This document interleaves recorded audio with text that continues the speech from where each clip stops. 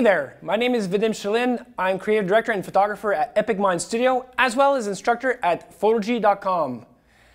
Now, today's blog, I wanted to cover a really important thing for beginners as well as advanced professionals out there. Your portfolio.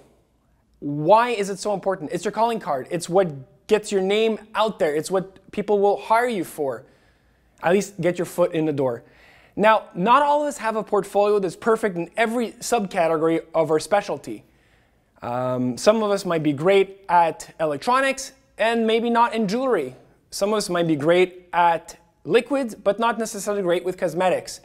How do we get out of that? Well, one of the solutions that we can do is to go ahead and buy the product, borrow the product, and so forth. Now, in today's short little excerpt, I'm going to show you what we did with cosmetics. We ended up, with my team, going to a local pharmacy and buying a slew of nail polish of different colors, different brands. We bought some main, more expensive brands of of nail polish, and we bought some similar colors in the cheapie section. Like that, we can use some, I guess, hero shots of the main bottles, as well as some similar colors which don't break the bank. The entire cost of the shoot was $120 for the images that you're about to see.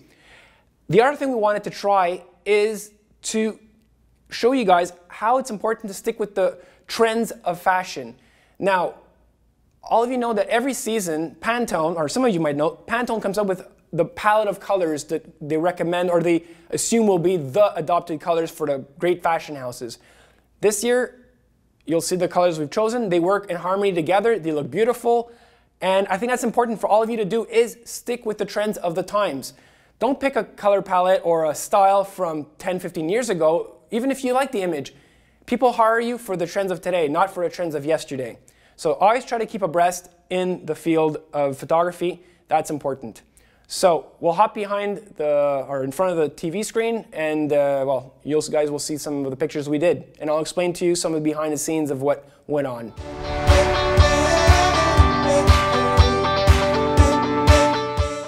This first image, the Puddle of Color, came about looking through Pinterest, looking at various boards that my team and I have been collecting over the last year, and images that we don't necessarily have in our portfolio and think important to have in our showcase.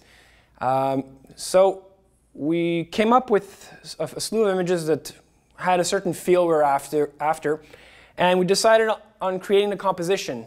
Now, we had a slew of different bottles from different brands, which made a very interesting little combination of shapes, colors, playing on geometry, and the overall feel that we had decided on was a horizontal composition. Since our Facebook banner is horizontal, our web page is again horizontal, everything is generally horizontal. So we decided to stay in that shape. And the general gist was we set all the different bottles onto the table and we just started playing around with a different composition, trying to figure out a composition that would look pleasing to the eye.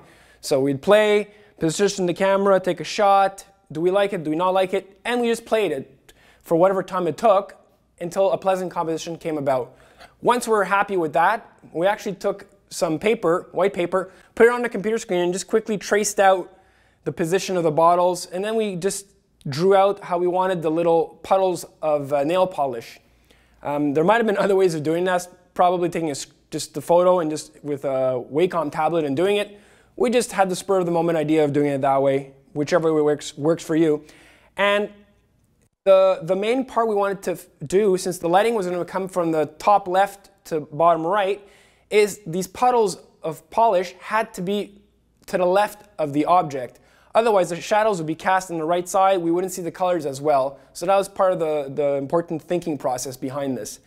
Now, once we decided more or less the shape, size of our puddles through this drawing, we went ahead and picked up 2 bottles at a time, and one of the team members would pour some nail polish from one of the other supplies we had, and so on and so forth. We just started putting this whole thing together, putting back the bottles, and finally took our shot.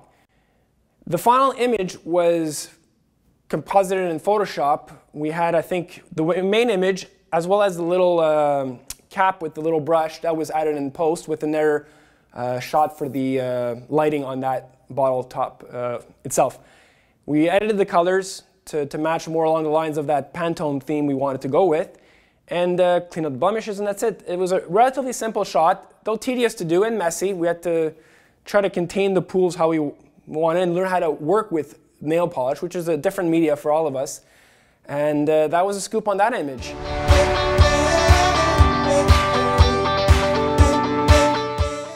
The wall of polish, that was one of our, well, an image I think we also really like to do. Making these architectural combinations are always pleasurable to do. It's like playing with Legos, I guess. It's a pleasurable feat for my entire staff and I.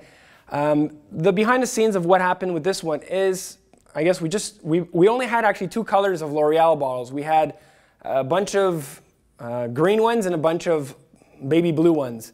So we had to actually colorize a lot of the stuff in post-production. But the idea here, we set up with some wax how we wanted to structurize this whole image. And once we were happy with it, we took it apart and rebuilt it on the actual shooting table and decided on the lighting on it. And all the bottles obviously had their caps on while we did it. Now, to take the photos, we had to unscrew every bottle one by one. We started with the bottom left, going to the top, then moved the bottles off the scene, wiped anything off so there's no color cast being thrown. Then we started doing the same thing on the right. The final shot of the little paintbrush at the top was done as a last minute thing. And we actually shot all by itself, that paintbrush, with some added paint on it, dripping, and we took a whole bunch of shots. So all in all, it was many shots, taking many drips, and the best drips of every shot we composited together in Photoshop. The background was in the end added in post. I took a nice orange background. I believe it worked pretty nice than just the simple white background. Again, beauty is in the eye of the beholder. Not everybody will agree with me. I mean, even on my team, we're not all agreeing on that decision. But sometimes you just go with your gut feeling. I might be wrong. You guys might not like it. I personally like it. I find it fits in that color palette again. And that's a scoop on that shot.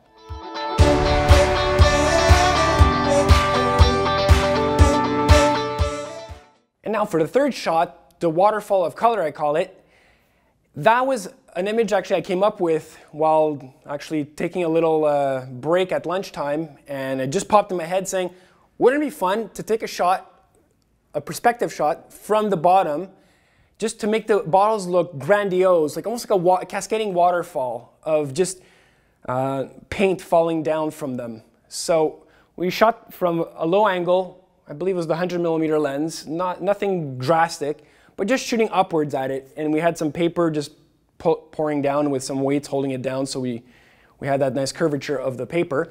It's a composite of multiple shots. We shot the bottles separately, the way we wanted to. We had shot it without the logos actually, and we added the logos in post. Since logos in these cosmetic bottles are never placed perfectly, they're all done by machine. They're always off-centered, a little bit crooked. For the actual paint, we took several shots to composite a few of them. We started with, I believe, the middle one, then with the left and then right, and so forth to get different combinations. And again, Photoshop came in to composite a whole bunch of them together, get the best droplets of each shot, and stick it all together. We again edited the colors to match the spring-summer collection of Pantone, and that's the shot. I mean, we adjusted the background color. I believe, again, it was shot on a gray background. I added a slight tint of blue to it. It just gave it a little bit more life. I really feel like a cotton candy pastel-y. It's got a really nice vibe, this photo. I truly enjoy it. It's seriously, I think all the images we're very happy with. They all have a fun, happy, summery feel. And again, that's due to the wonderful selection of colors from Pantone. And that's it. Now, finally, the last images, these were little studies, I think I'd call them, is when we were done with the main images, and we pretty much called it a day, we were having fun just making droplets. And I think that's what you as a photographer should be doing, is it's not just stopping there. Just go beyond. Try practicing with the brush. Make droplets. Try to control the droplets. Yes, there's stylists that sometimes are hired on shoots to do these things.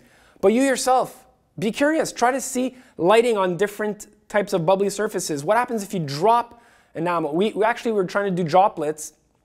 One of my team members was standing high on a ladder and just dropping bottles of nail polish, and it's just gooping onto itself and making layers, and we were making stacks of it and mixing colors. You never know what you can learn from this and how you can apply it to another shoot. Again, have fun, be creative. So that's the main point. 120 bucks, I think, well spent. We had a fun time shooting, a fun time retouching, and I hope you enjoyed this. Until next time, happy shooting.